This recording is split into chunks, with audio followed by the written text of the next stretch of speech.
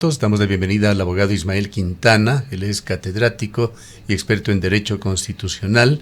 Quisiéramos preguntarle, abogado Quintana, al tiempo de darle la bienvenida, ¿qué le pareció ese debate presidencial y el espacio que ocupó este tema de los chats de Verduga en el Consejo de Participación Ciudadana y Control Social?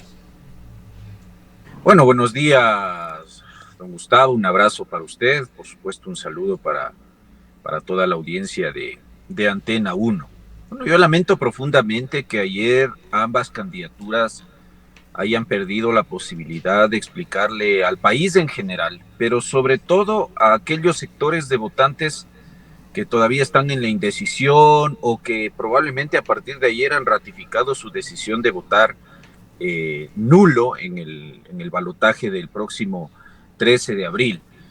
Yo no sé si a lo que vimos ayer le podamos llamar debate. Difícilmente, al menos yo lo podría encasillar dentro de esa figura, porque un debate es propiamente un intercambio de ideas, un intercambio de propuestas, un intercambio de posiciones, en este caso de las posiciones que cada candidato tiene desde el punto de vista técnico, desde el punto de vista político, ideológico, sobre los ejes que se debían discutir ayer: seguridad social y empleo, criminalidad y la crisis de seguridad, el tema de la educación, finalmente el asunto de la gobernabilidad. Pero resulta que ayer, y usted bien anota, lo que vimos fue básicamente un intercambio de ataques y de contraataques, probablemente con un tono un tanto más agresivo, la candidata del correísmo, pero con un presidente de la República que, si bien empieza muy sereno desde mi punto de vista en sus intervenciones, tratando de evadir o de esquivar esas provocaciones que de entrada le puso la candidata González, luego igual sucumbe, ¿no? Y él también le devuelve las acusaciones con otras, en lo que terminó convirtiéndose en una suerte de competencia por saber quién tiene más amigos ligados al crimen organizado, quién es más cercano o no tan cercano a las cuestiones del narcotráfico, a las cuestiones de la corrupción. Y entonces creo que el error de ambas candidaturas fue haberse dirigido a su electorado. Es decir, ayer me parece que si en algo se puede decir es que hubo una conversación entre González y el voto que ya es seguro para ella por parte del correísmo, y lo propio de Noboa con sus militantes y Noboa con el anticorreísmo, que no tiene otra posibilidad sino que votar por él, porque entendemos que ese es un voto que jamás se iría a la Revolución Ciudadana. Entonces, me parece que el resto de votantes, que es, a mí me parece, hacia quienes debió haberse enfocado la discusión de ayer, no se les dijo nada. Es decir, creo que el porcentaje de votos en blanco y en votos nulos, probablemente, Gustavo, con el paso de los días se va a incrementar, porque a quienes no veían hasta ayer en una u otra candidatura una opción de país viable, me parece que ayer terminan de ratificar su posición. Entonces ayer fue un cúmulo de insultos, de ataques, francamente ya insostenibles. Me parece que en algún punto a la candidata González se le terminó de ir la mano cuando se mete incluso con la hija del presidente de la República. Y bueno, lamentablemente se ha desperdiciado un espacio. Ahora, bueno, dentro de eso, de esta serie de ataques, usted decía, sí, una de las armas de defensa o de contraataque del presidente Noboa, y me imagino que esto la candidata González lo tenía previsto con su equipo de campaña, era esto tan reciente, que es el asunto del caso de la Liga Azul y estos chats que han sido expuestos públicamente por la Fiscalía General del Estado, pero me parece que tampoco trascendió en mayor medida, porque ambos candidatos, le insisto, Gustavo, tuvieron acusaciones muy serias, ¿no?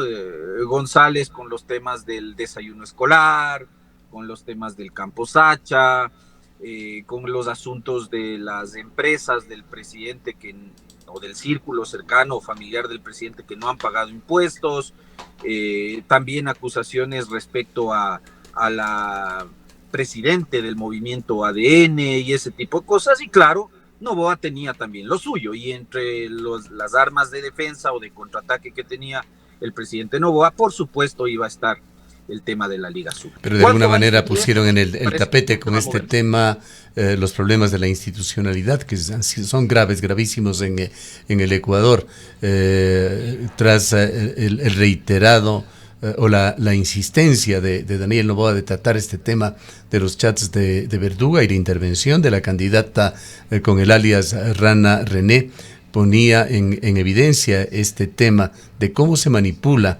y se hiere a la institucionalidad del país. Luisa González, por su parte, tenía sus haces también acusando a Noboa de haberse tomado el Consejo Nacional Electoral, el Tribunal Contencioso Electoral y decía también la Fiscalía.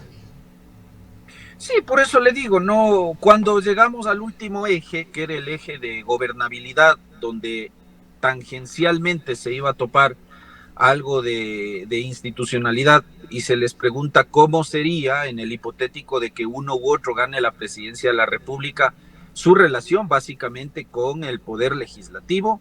Bueno, en lugar de conversar de aquello, en lugar de explicarnos cómo haría cada uno en el caso de ganar la presidencia y de no tener, porque ninguno la va a tener, mayoría absoluta en la Asamblea Nacional, ¿cómo va a ser para aprobar leyes? O si la bancada de cada una de estas organizaciones políticas respaldaría proyectos de ley que provengan de la iniciativa de uno u otro candidato, y sobre eso no se dijo nada. Lamentablemente el comité de debates respecto al tema institucional poco nada formuló en materia de preguntas, es decir, el asunto del caso Liga Azul y el asunto de este intento de toma por asalto, por decirlo de algún modo, a la superintendencia de bancos, de tratar de controlar lo que hemos ido viendo en estos chats en estos días, el Consejo de la Judicatura por parte del correísmo, claramente, es un asunto que fue traído a la mesa de discusión por parte del presidente Noboa. Evidentemente la respuesta de la señora González fue, en términos muy coloquiales, hacerse la desentendida, hacerse la loca, es decir, conmigo no es. Digamos, yo no sé si este tema iba a tener tanta trascendencia en el debate, porque otro fuera el cantar, Gustavo, si es que tal vez Luisa González asomara en algún chat, pero ella chateándose con alias Bónica o con Ají con Mote, pero eso no. Abogado Quintana, perdona la interrupción, muy buenos días. Luisa González en ningún momento, pese a las insistencias o referencias que hizo el presidente candidato Daniel Noboa de que ella era la persona a la que se le calificaba como Rana René, ella nunca negó que se tratara de ella. En declaraciones posteriores ha dicho que ella nunca ha conversado con Verduga respecto de estos temas, pero solamente reclamó al presidente exigiéndole respeto, pero en ningún momento desconoció que se tratara de ella. No, por supuesto, pero yo lo que le estoy diciendo, Roxana, es que una cosa habría sido, una cosa es que Fiscalía devele un chat entre usted y yo, ¿cierto? Donde usted y yo directamente intercambiamos mensajes. Y otra cosa es que Fiscalía haga público un chat donde terceras personas, por ejemplo, usted con don Gustavo se refieren a mí, pero yo no intervengo en el chat. En el caso de González, la señora a quien ayer se referían como Rana René, y que aparece con ese alias en los chats del señor Verduga, es un tercero referido en el chat. Es decir, aparece el nombre de ella, pero mencionada en los chats, pero no hay un chat directamente, o al menos hasta aquí, de lo que sabemos. No sé si con el paso de los días la cosa cambie, pero de lo que hay aquí, publicado por Fiscalía, no hay chats directamente entre la señora González y el señor Verduga. Porque probablemente si eso fuese así, tal vez la discusión que trató de plantear ayer el presidente Noboa en el debate respecto a este tema habría tenido mayor trascendencia. Pero lo que generó esto es básicamente una cuestión de memes. O sea, vea qué lamentable, qué calamitoso que el país esté arrastrado a esto. Que en lugar de estar discutiendo las propuestas en materia de empleo, de seguridad social, de salud, de educación, de gobernabilidad de los dos candidatos, quedó para el meme. Es decir, ayer lo de Augusto Verduga y los chats, que es un asunto muy delicado, que es un asunto que además está apenas empezando a judicializarse, fue utilizado en el debate básicamente pues para los memes, ¿no? Para esta clase de ataques. Entonces, ahí es donde yo trato de hacer una distinción. Desde mi punto de vista, esto de los chats de Augusto Verduga pudiese generar mayor complicación para González solamente en el evento que ella asomara chateando con Verduga o con otros miembros de la Liga Azul, pero eso no es lo que hay. Hay referencias hacia la señora González, de quien se presume que tiene un alias o un sobrenombre con este nombre tan conocido de la Rana René. Así como hay en términos generales preocupación en el país sobre el rumbo que tome la economía en Ecuador, o si la dolarización va a seguir sólida en el país, entendemos que, sobre todo en círculos especializados, círculos jurídicos, se debatirá y se comentará mucho sobre el tema de la seguridad jurídica en Ecuador. Y en esto quisiera preguntarle, ¿aportó en algo el debate de ayer? ¿Se ve mejor o peor en términos de seguridad jurídica con uno u otro candidato? Yo creo que con ninguno, Gustavo, porque el presidente Noboa lamentablemente en el anterior proceso electoral ofreció cosas que no las cumplió. Dijo que no iba a subir el IVA, por ejemplo, hablando en términos de seguridad jurídica, y es un asunto que tiene importancia para las inversiones, para la generación de fuentes de empleo, desde mi punto de vista al menos. Y usted tuvo un candidato que en ese momento le dijo, no le voy a subir el IVA, y lo primero que hizo cuando llegó al gobierno fue subir el IVA 3 puntos, ¿cierto? Entonces, yo siempre voy a preferir la honestidad de los políticos y la frontalidad, y que nos digan, vea, la situación del país en el plano económico y de finanzas públicas es esta. Y por eso, dolorosamente, aunque yo no quiera, tengo que subir el IVA. Pero no, acá los candidatos nos dicen, no le voy a subir el IVA, no voy a aumentar, decían ayer, por ejemplo, no me acuerdo cuál de los dos dijo, los años de jubilación, de aportaciones para efectos de la jubilación. Sí, cuando eso dijo Daniel Noboa, sí. Presidente Noboa. Entonces, la otra nos dice en contrapartida, voy a generar más fuentes de empleo. Es que los ciudadanos no esperamos que nos digan solo el qué van a hacer. Es que el ciudadano, o al menos yo hablo por mí, esperaba que ayer las dos candidaturas nos digan cómo se van a hacer las cosas.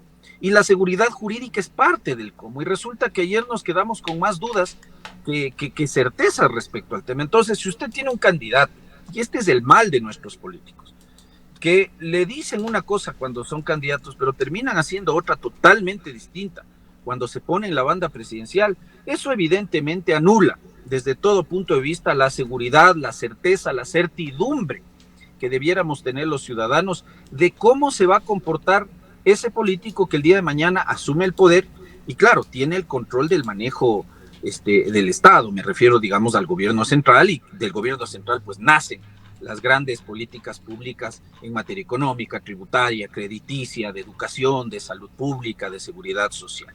Entonces, ayer sobre este tema, pues mayor situación no se dijo, porque como insisto, o sea, para Botón demuestra, le digo, ayer estaban topando el tema de seguridad social y empleo, y de repente en el debate de ese eje asomó el nombre del señor Eduardo Franco Loor. Entonces uno dice, bueno, ¿y qué tiene que ver el señor Franco Loor con la generación de empleo y cuál va a ser la política que vas a adoptar para resolver el problema o la crisis de la seguridad social?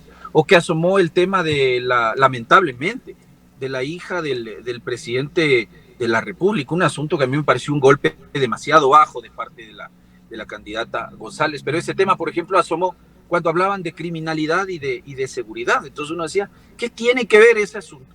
Porque si hubiese un eje donde usted habla de violencia de género o del asunto de la familia, de la niñez, entiendo probablemente que usted le meta su golpe bajo al contendor, al contrincante en ese aspecto. Pero usted está hablando de criminalidad y seguridad y me trae a la mesa el nombre de la hija del presidente de la República. No tiene francamente ningún sentido. Entonces, lo único seguro es que vamos a seguir viviendo en inseguridad jurídica, don Gustavo y Roxana.